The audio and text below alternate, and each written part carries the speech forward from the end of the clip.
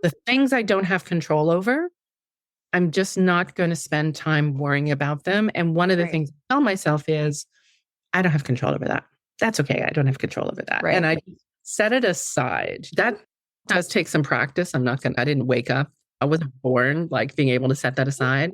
Totally. But knowing that you can't control it to some extent just makes it that much easier because you do everything that you can and then you just release it. Welcome to the Fiction Writing Made Easy podcast. My name is Savannah Gilbo, and I'm here to help you write a story that works. I want to prove to you that writing a novel doesn't have to be overwhelming. So each week, I'll bring you a brand new episode with simple, actionable, and step-by-step strategies that you can implement in your writing right away. So whether you're brand new to writing or more of a seasoned author looking to improve your craft, this podcast is for you. So pick up a pen and let's get started. In today's episode, I have a really special treat to share with you. I'm sharing my conversation with Rhonda Douglas, who is the founder of First Book Finish and the host of the Resilient Writers radio show. Rhonda is a creative coach and writing mentor who specializes in helping women writers overcome their fears and write with ease and flow so that they can finish their books and build the writing life of their dreams. And in today's episode, we are talking about creative anxiety. So what it is, how it shows up for writers, and most importantly, how we can deal with it when it does show up. So you're going to hear some of our favorite strategies for dealing with all of those feelings that come up that create writer's block and resistance. I won't make you wait any longer. Let's go ahead and dive right into my conversation with Rhonda Douglas. Hey, Rhonda, thank you so much for coming on the Fiction Writing Made Easy podcast. I'm so thrilled to have you here. I'm so happy to be here. It's great to chat with you. Yeah, I'm so happy to have you here too. I already introduced you in the opening of the episode, but in your own words, can you just tell my listeners who you are and what you do? Sure. So I am a poet. I'm an award-winning poet and fiction writer. I live in Ottawa, Canada with my Cocker Spaniel, Mr. Darcy. And I'm also the host of the Resilient Writers radio show. And at resilientwriters.com, I help writers, particularly women writers, finish their books and finally get them out into the world so they can have a writing life they love. Love that. I love that mission so much. And we're going to have to talk about the Cocker Spaniel, Mr. Darcy, offline because my listeners know I'm a huge dog nerd.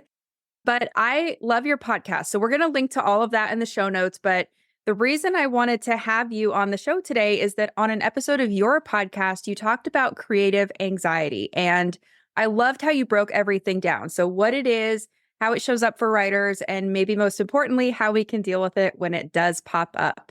And this subject hit close to home for me because I'm someone who has dealt with generalized anxiety for over half of my life at this point. And I know that many of my listeners deal with anxiety, especially when it comes to their writing and their creative projects. So I'm very excited to dig into this topic.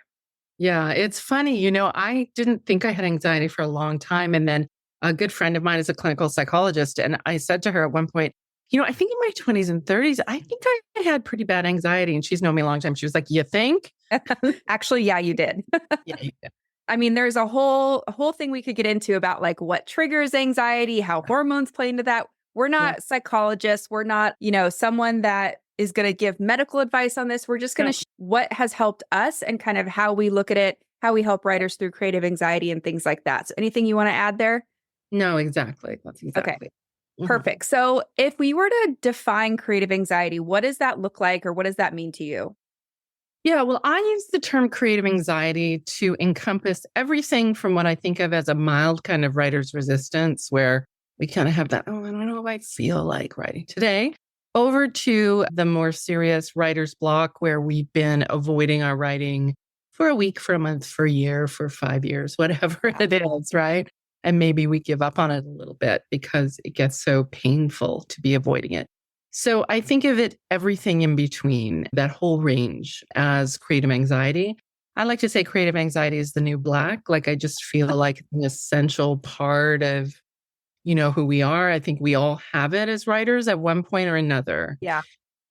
I think it was Zadie Smith. Now, I haven't been able to find this since I first heard it, so it might not be her, but I think it was Zadie Smith who said, she described something as being the great gap, which is like the gap between the glimmering project that you can see in its final finished form and where you are now. And creative anxiety is like all the worry that goes into getting from here to there. Yeah. And I love that you said gap because it does feel like that. It's like this, it feels like an insurmountable gap from A to Z. We all read books, right? So we hold them in our hands. We look at the finished product, the beautiful covers, the beautiful prose, all of that. And then we forget that we have to learn how to write books because we've never done it before. We have to practice our craft and get better. So it is apples to oranges. We compare something at the starting point to something at the finish point, and it makes total sense. We have creative anxiety about it. Yeah, absolutely. And we pick up a book and we love it. And we don't know that it took 8 drafts or 12 drafts, or that it took 12 years or 10 years or 6 years or 3 years to write.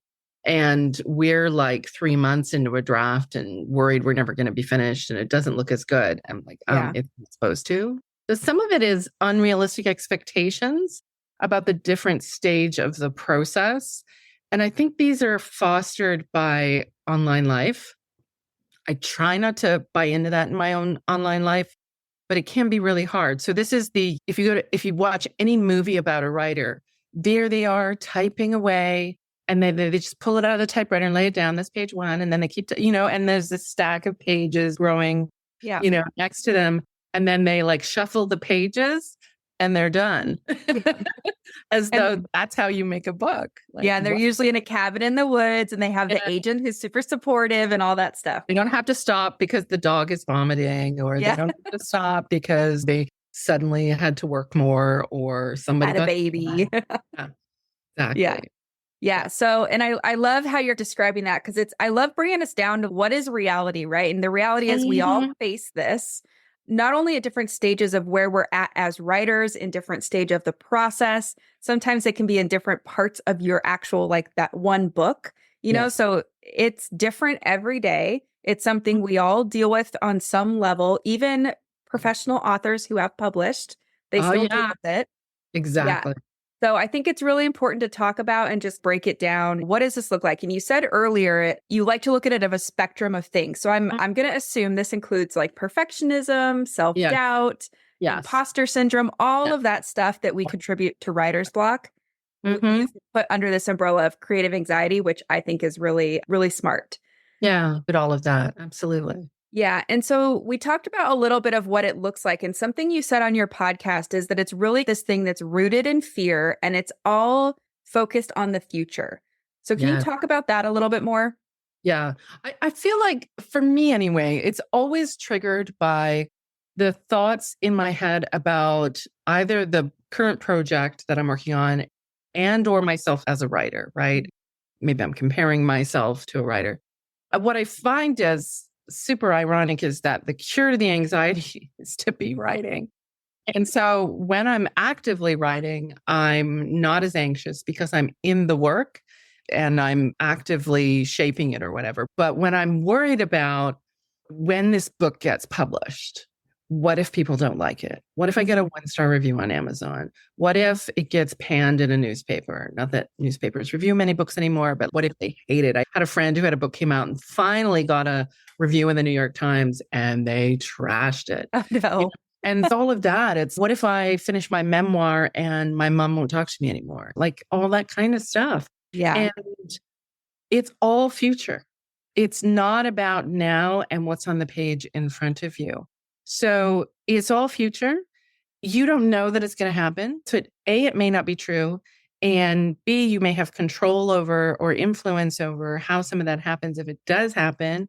And in all likelihood, even if the worst happens, you're probably going to be able to deal with it. Yeah. My friend who got the bad review wrote another book. Like, this is what we did. No biggie. She lived, right?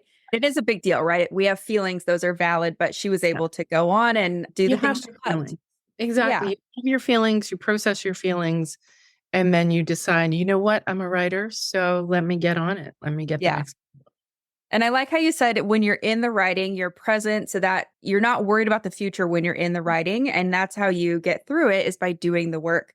Also, I feel like a lot of our fears come from the unknown. So I don't know how to fix this plot hole, or I don't really know where I'm going to go in the middle of my outline. I don't really know where I'm going to go in the scene or whatever it is, right? So that also can be fixed by writing. And Yeah. it's super hard for us to get over that hurdle. I might know that logically, but then how do I actually force myself to show up at my desk? Yeah, exactly. And isn't it awful that the solution is the thing that you've been avoiding? Like, Yes. I wish Yes. there was like some other magic thing, but it is how it works. So what's fascinating for me about creative anxiety and that like that space of uncertainty and I don't know how to do it is I think you do know how to do it because most writers begin to write because they were readers, because they love books. And so you've been like stewing in story since you were a little kid, right? With the flashlight under the book covers. You know when a story is finished, when a story isn't finished, what makes for great dialogue, what doesn't make for great, like you have all of that in you. Every book you've ever read is still a part of your experience and a part of who you are. And so I think, especially for the draft, I feel like we can really trust the history of reading that we bring with us, that we Yeah. know enough. So I often teach people like when you're in that space of, oh my God, I don't know what to do next. Just do anything. Like just do something, just write whatever, any old thing, and just let it flow from there. And anything that isn't perfectly working, you can fix in revision. That's why we have revision. That's the fun part of revision. Yeah. And I think that's such a good point. In my courses and in my membership, we talk about having courage versus confidence. So it's kind of like what you're saying is you bring this instinctual knowing of story to it. You might not have the confidence yet because you haven't produced a finished draft. That's okay. It will come once you're there. So you have to say, okay, I'm hearing Rhonda and Savannah talk about, I have this instinctual knowing in me of what makes a story or when it's done or whatever. Can I have the courage to show up to the page, even though I'm not feeling 100% sure? Is it worth it enough to be uncomfortable and have the courage and take that step? And for most of us, if we frame it that way, it probably is. Yes, exactly. Yeah. I also think there are things you can do. Like, I think of it in two ways. I think of it as preventative and curative, right? Yes. Like, so for preventative, I try to teach my brain that writing is the best part of my day, that it's like a little sanctuary space from the world. I'm holding up my candle, like I light a candle. I have a mug that is in the theme of the current novel. You know, if I'm writing by hand, I draft by hand, gorgeous notebooks. Like I'm about to pull one out, but they'll all fall down if I do that. Who doesn't have a stack of beautiful notebooks, right? Yeah. So like a beautiful notebook, a gorgeous pen, a shawl nearby in case I get cold. You know, I play music I love. I even have a little candy nearby. And when I start writing, I give myself a little chocolate or a Werther's caramel so that my brain gets an immediate dopamine hit. Yeah. And I want my brain to associate writing with pleasure. And I'm training myself over time. I'm not saying this happens overnight, but like I train myself over time. So my brain goes, let's do that thing that feels really good. Exactly. And that's the preventative part. And the other thing I do is a little tiny little exercise to ground myself before I start writing. So if I have a 45-minute session, I'll put 3 minutes of deep breathing on the front, or 3 minutes of adult coloring, or 3 minutes of guided meditation on YouTube, or just 3 minutes. And then I'm into it because I'm trying to trigger my body into just total relaxation and an absence of anxiety, and just so that I feel really grounded. And then I write. Yeah. Oh, the curative part is that sometimes I'll write and then you get the little thoughts, right? It's like this, what are you doing? This is no good. And then from there, I often I leap. If this sentence I just wrote isn't very good, the book isn't any good, I'm not terrible. Yeah, right. Like, what am I even doing? I'm wasting my life. Why am I? Like, I just leave. The brain loves to set us up that way. So the curative part is if I find that happening to me in a session, I stop and I go back and do 3 minutes of my grounding exercise. For example, just taking the deep breathing. Like if you do really deep breathing for 3 minutes, like just into your belly, it's super simple. It's just in through the nose, out through the mouth. And you're hitting a system, the parasympathetic nervous system. You're just triggering it. It can't not relax you. And so then I'm into it again. Yeah. So you're grounding yourself, getting yourself in that present moment and saying, with those little rewards, you're saying, writing is fun. I just Yeah. need to make sure I stay in that and not let the worries take over. The other thing you talked about on that episode was using cognitive behavioral therapy to get yourself out of those moments, which is something I do for my own anxiety where it shows up in all Yeah. parts of my life. So I Right. thought it could be fun. Again, we're not therapists or like anyone who's medically licensed to give advice on this. We're just sharing what works for us. I thought it could be a fun exercise to walk through some like how you would retrain your thoughts with cognitive Ooh. behavioral therapy. Oh, let's do that. Yeah, Yeah. if you want, I can play the part of the writer who's having a hard time. You Yeah. can guide me through the process of what we're basically trying to do is say, okay, we acknowledge that a thought is there that's not super helpful.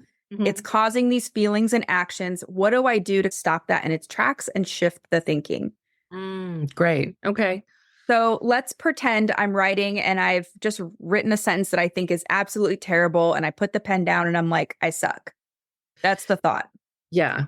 So the way I use it, I use something taught by, I think I learned it from Brooke Castillo in the Life Coach School. It's called the model. So there's a fact in the world, and then you have a thought about it. And based on the thought, you have a feeling. And because you had a feeling, you take or don't take an action, and you end up Right. with a result. So what I would ask you is, where is the fact? Yep. And we go back to the fact. And the fact in that instance is it has to be a pure fact. So you don't get to say, I wrote a sentence that sucked. Yep. The actual fact is, I wrote a sentence. And something I say to my students is, would this hold up in a court of law as true? So, like you Yeah. just said, it's not factually true that my sentence is terrible, right? It's only true that I wrote a sentence on a piece of paper. It's completely subjective. Yeah. I read a book recently. It was like an airport, like thriller kind of book. And I picked it up and grabbed it. And I thought this will be fun. And it was fun. But it's not an award-winning lyrical description, I don't know, historical novel or anything. All books are different. And all writing is different. And it all has its place. So I think that the subjectivity that goes with sucking, if you strip that away, you're left with the fact that I wrote a sentence. So when we say, God, that sentence sucked, I suck, that feels so, to me, that feels heavy in my body. It feels despairing. It feels there is no hope for me because, for me anyway, suckage is a permanent state. Yeah. Like I'm always going to suck. Oh my God, this book will always suck. It's awful. Yep. And then because I feel that sense of despair and hopelessness, I avoid my writing. And because I avoid my writing, the book doesn't get finished and get out into the world. And that's the result. So if I go back to the fact and say, I wrote a sentence, and then I have a thought about that. I wrote a sentence. I wrote a sentence today. That's my whole job. What's my job? Yeah. Writing sentences. I did my job today. That thought says, hey, girl, look at you. You're great. This is Making progress. You're making progress. Even small progress is great progress, all of that. And also, you're making something out of nothing, right? Like that sentence did not exist in the world before you wrote it down. And it doesn't have to be perfect. It doesn't have to be perfect. We're just drafting all of that, right? Any of those sentences gives you a lighter feeling in the body, and there's hope. You can work with it, right? Yeah. And from there, you get to an action that is staying in the chair, writing another sentence, just getting one more sentence down, getting one more paragraph down, getting one more page done, which ultimately eventually results in the book being finished and out into the world. And so I think that the trick with it for me, and I don't know if you're like this, Savannah, but I have to find a new thought that my brain will accept as true. Yes. Because I can't go from this sucks to my book is brilliant. Okay. My brain is like, you are lying to yourself. Stop it. But I can go to, that's okay. I can fix it later. Yep. And I think for some writers, it's the difference between like you have mantras and those might work, like the future pacing vision board things of my book will be a bestseller. Like that's great to dream, right? Like that. But in the moment when you're having these negative thoughts, it's really hard to believe yourself sometimes when you go from 0 to 1,000. So I'm the same way as you. It's what's just a constructive or more growth oriented response I can tell myself. You know, sometimes it helps to write these things down too. So if we're on this thought process of my sentence sucks, so I'm going to be a terrible writer and I'm never going to finish this. Write it down and then either think about like, how silly does that sound that I'm so like taking this to the extreme? It's not really Right. true. Or look at it from the outside and say, would I ever say this to another person? And Yes. chances are you would not. So Yeah. why are you saying it to yourself? We need to be a little bit more compassionate and kind to ourselves. Yes, absolutely. And also, I love what you said about growth, because for me, that's something I've come back to time and again, which is I'm a writer who learns and grows. And so that helps when I get in that space of, I don't know what I'm doing. Like I come from a kind of, all my training and background is in literary tradition, poetry, short story, literary novel. And I decided during the pandemic to write a historical mystery. Never done one before, but I love to read them. I thought, hey, it'll be fun. Let me just have a bit of fun Yeah. here. And I was constantly, I don't know what I'm doing. I don't know what I'm doing. And it really, for a while, was shutting me down. And so I had to go to, that's okay. I'm a writer who learns and grows. I'm learning how to write a mystery novel. Isn't this fun? Right? Like, Yeah. you really can reframe it if you try. The other thing is, you don't reframe it once and then you're good to go. Yeah, I wish, right? Like I'm constantly, even now, like I've got books out in the world and they've been well received and I write regularly. And I am always in the middle of a writing session. There's a little voice that says, what the hell are you doing? Or you don't know what you're doing. Or are you sure that's how you should do it? Or does that even work? Yeah. Does that even work? Yeah. And is that too simplistic? And oh my God, I was 2/3 of the way through my mystery novel when I realized I had the wrong murderer, Oh, no. which is for a mystery novel big. Yeah. And so don't do what I did. But so then I was like, okay, that's just gonna need fixing. And I've got a really good red herring here now, right? Yeah. I've got someone that people are gonna believe might be the murderer. So you're never done. Like you're always gonna have to work with yourself. And I think that's true in life, at least Totally. for me. So it definitely is when I'm trying to make something out of absolutely nothing on the page. Yeah. And I love what you said about realizing you had the wrong murder and you're kind of like, oh my gosh, this is, a pretty big deal. I'm writing a mystery. Huge. Yeah. It happens with plot twists. It happens with the purpose of characters. It happens with so many things. And I try to tell writers, don't look at it as something that you did wrong to get to that point. You got to this point and you learn that something isn't working or is working, or you had a better idea. That's how Yeah. you get to the gold of what is going to make your story cool. Yeah, So absolutely. Yeah. it's just a reframe. And it all starts with, how do you recognize that negative thought in the moment? And that also takes practice. It does. Yeah, that took a long time for me because I used to think that everything I thought was just true, like it was just reality. And I could find evidence, right? So if I said, oh, that sentence sucked, and you challenged me on it, you'd be like, that's subjective, is not really a fact. I'd be like, no, look at that. And I couldn't get out of it because I could see evidence that it might be true. So I thought, therefore, it must be true. Those are not the same things. Right. And also, there's like many things can be true at the same time. I can write a sentence that sucks and write a better one later. So I think it's really important to understand that all of your thoughts are not true. I think they say we have something like between 60 and 70,000 thoughts a day. Oh my gosh. Some of them are just stupid. They come out of nowhere, and the next thing you're thinking about, I don't know, mini eggs. That comes to mind this morning. Yeah. And it's like you said, multiple things can be true at once. So even if you do end up with, let's say, a terrible sentence in your finished draft and your book goes to print, your book could still be great with that terrible sentence. So there's so many levels of things. And, you hear all the time, I just read something on, I don't know what social media it was on, but someone was talking about Twilight and they were like, that book was terribly written, but look how many people love it. So it's art, first of all, which is subjective. And then second of all, there's a story out there for everybody, and certain people are going to relate to different things. So sometimes we just need to take the pressure off. And I'm going back to that thing where we're in the moment, we're feeling these negative thoughts, because I know there are people out there that are thinking, how do I even go about catching the thought?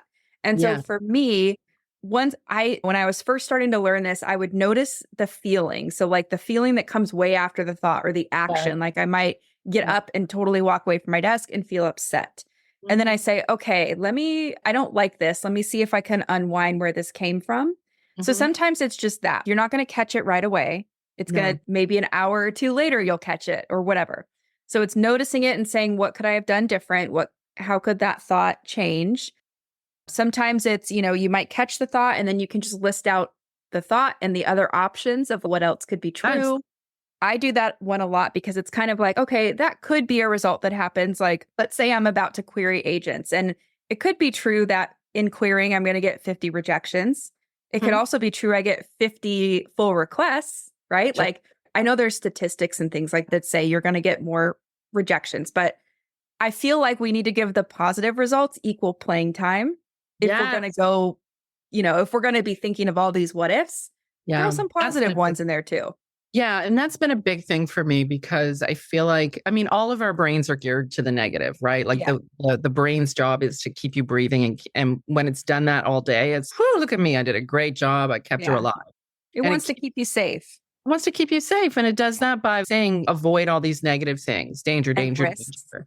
And it doesn't do a great job of noticing and celebrating what's great or what's possible.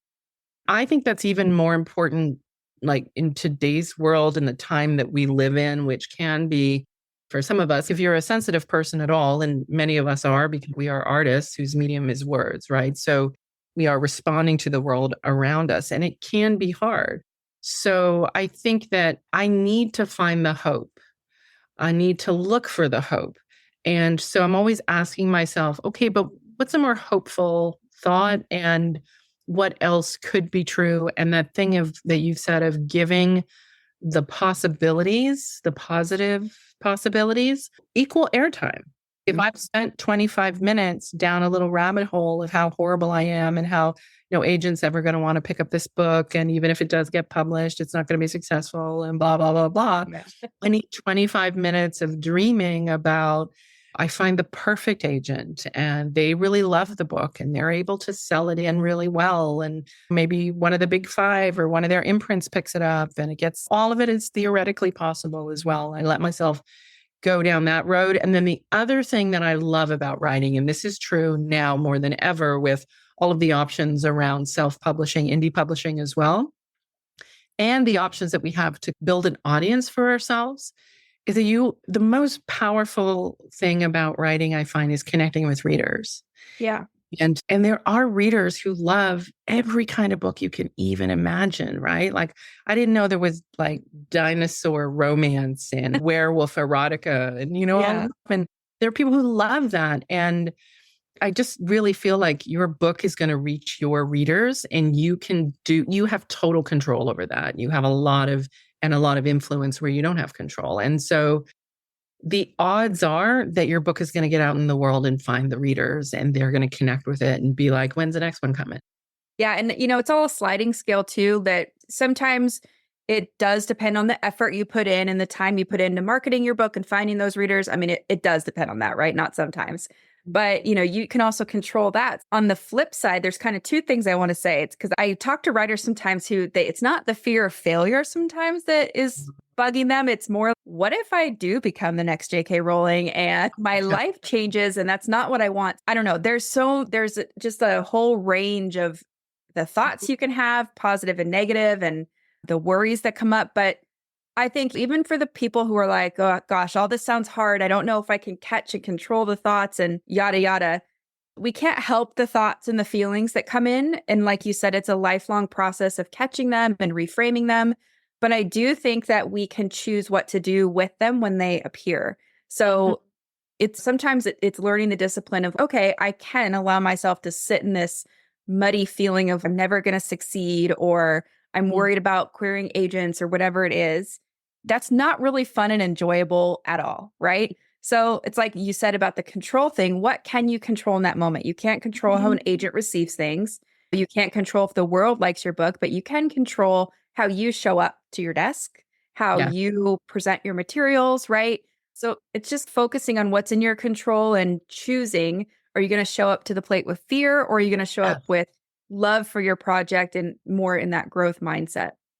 Yeah, I'm really glad you said that. I actually think the thing that I know I have control over is my writing process. Mhm. And so for me, it's kind of sacred, like I want to be loving my writing no matter what happens with the books out in the world. I want to be loving my writing from now until they take the pen from my cold dead hand. Like this is how I want to live my life. And so when I think of all the things that could happen, I also know that over the course of my life, good and bad things have happened already. Mhm. And I have managed them. I have survived them. I have thrived with them. And so I think that I'll be able to manage whatever comes, good or bad. I'll Yeah. be able to deal with it. And some of that certainty and knowing comes from knowing how I manage how I feel about my writing in the moment, that I can do the work to set myself up to have a good end quote unquote writing session by centering myself, by doing all the little tiny rituals that I have that kind of go into making it a pleasurable experience. And as long as I'm doing that, I'm doing my job. And then the stuff that comes with the market, I can influence that. I can't control it. And so I'm going to spend less time on it. That's another thing is the things I don't have control over, I'm just not going to spend time worrying about them. And one of the Right. things I tell myself is, I don't have control over that. That's okay. I don't have control over that. Right. And I set it aside. That does take some practice. I didn't wake up. I wasn't born like being able to set that aside. Totally. But knowing that you can't control it to some extent just makes it that much easier because you do everything that you can and then you just release it. There you Right. go. Done it. Yeah. And sometimes I like to zoom out and think of, because this does relate to life totally. But like for me, I live in California, so we deal with earthquakes, right? I cannot control whether an earthquake happens. I Mhm. can control how prepared I am. I can control my thought process around being prepared and what will happen if an earthquake comes and making plan and things like that. Mhm. So sometimes I like to just look at those examples and say, okay, yes, writing is a creative project. It's not an earthquake, right? But the thoughts and the worries can feel similar. If I can have a positive association or feel prepared with an earthquake, surely I can do that for writing, right? Sometimes it's just zooming out and being a little more objective. The other thing you talked about too, which is going to bring this kind of into, we've talked about practical things, but this is like really practical. You said Mhm. on that episode, breaking your projects down into smaller pieces, which is Yes. something I talk about a lot too, because of course you're going to have fears if you're like, I have to sit down and write an 80,000 word draft that's perfect on my Mhm. first try. Mhm. So you can break things down into as small of pieces as you want. Maybe today you're outlining act one. Maybe Mhm. you're focusing on one paragraph. Right. Like it could be anything. And every Right. day could look different. Yeah, absolutely. And I think I honestly, until I learned to break my work down, was in a constant state of near paralysis all the time. Like I would Yeah. go from feeling totally paralyzed and avoiding my writing to finally like willpowering it out, getting myself to write 500 words. And then I might not write again for 3 weeks because Right. I'm back to paralysis again.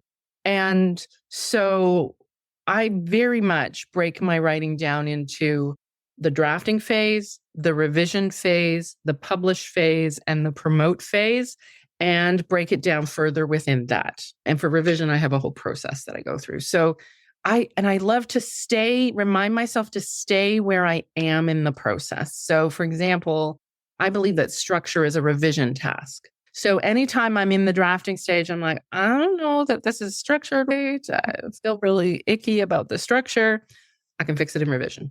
So that really helps me. Now, if I'm in revision and I have a 12-step thing that I go through. And so, if I'm on step 3, I try to stay on step 3. And so when I start worrying about a thing, I go, oh no, that's step 9. I don't have to worry Yeah. about that now. Future But Rhonda's problem. yeah, future Rhonda's problem. Exactly. And I'll know how to deal with it when I get there. And that's true of life as it is writing. Like when we get there, we can figure it out.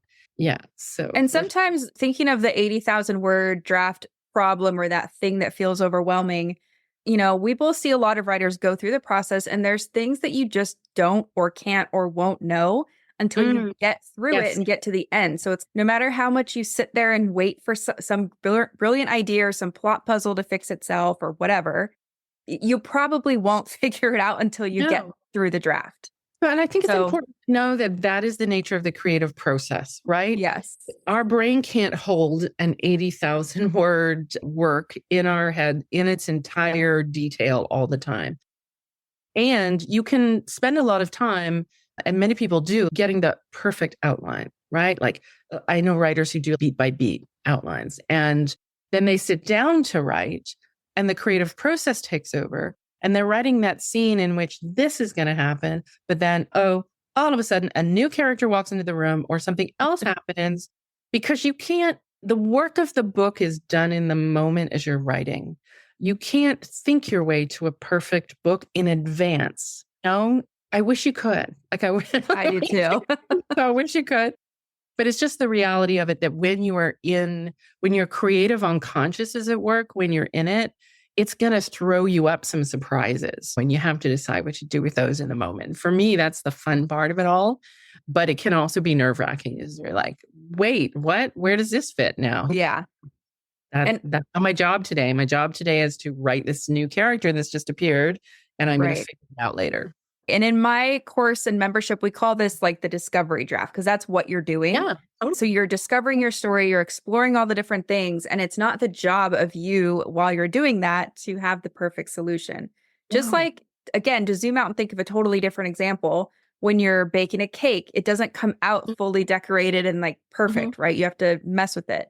When you're building a house, it doesn't come out fully decorated and you don't run into zero problems. There's things that happen, you have to adjust and things like that. You might get better ideas as you're in the process because you're seeing it. So our writing is not different. I can remember being someone who tried to make birthday cakes that were stacked and wondering why they slid. And then I watched like YouTube videos and they put these rods down the middle of them. And I'm like, are you kidding me? You know, I do feel like you learn new things, you grow in your skills. And sometimes the problem that you experience, you're in the state right now, the phase with the problem, but it really is future you who's going to figure it out. Because by the time you get to the stage where you have to figure it out, you have more skills than when you started. And you know your story better, way better than when you started. Yeah. And I know it's hard for people listening to believe that if they've never experienced it, but hopefully you can trust Rhonda and I that we have seen this so many times with people where if you can't trust yourself and believe and feel the confidence yet, maybe trust us and just hold on to that and go through the process and see what happens. Yeah, you can just borrow some of our belief for a little while. Yeah, borrow our belief. We've seen it a lot. Yeah. Okay, so I love that we talked about what creative anxiety is, how it shows up, some different strategies for dealing with it. Any kind of last thoughts or parting words of wisdom to share? I would just go back to creative anxiety is the new black. And I really want to normalize it because I think a lot of writers feel really alone with it. They feel like if other writers experience this, they don't have it as bad as I have it. We tend to internalize it and make it mean something about us. And I think it's just a normal part of the creative process. And we learn the skills to deal with it because we're going to have to deal with it for the rest of our lives. So let's get good at it. Yeah. And I think it's actually more abnormal that people don't have it. Oh, so true. So it's like if, let's say, I'm just making up a number, but let's say 98% of us have it because that's how it feels. Maybe even more. 98% of us have it. We don't talk about it. So it feels like when we have it, we're that 1% to 2%. And it's not true. It's the opposite. I'm glad that we're recording this. Hopefully it sheds some light on things for those listening and makes it less of a shameful or less of a meaningful thing. Because Rhonda just said it doesn't mean anything about your ability to write a great book or a book, period. It is what it is. It's part of the process. Absolutely. Yeah. This is so great, Savannah. Thank you so much. You're welcome. And can you let people listening know where we can find you around the internet?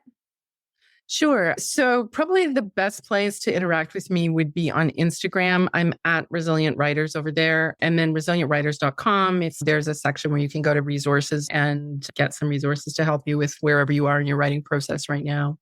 Perfect. We will link to all of that in the show notes, your podcast, where we can find you on Instagram and your website.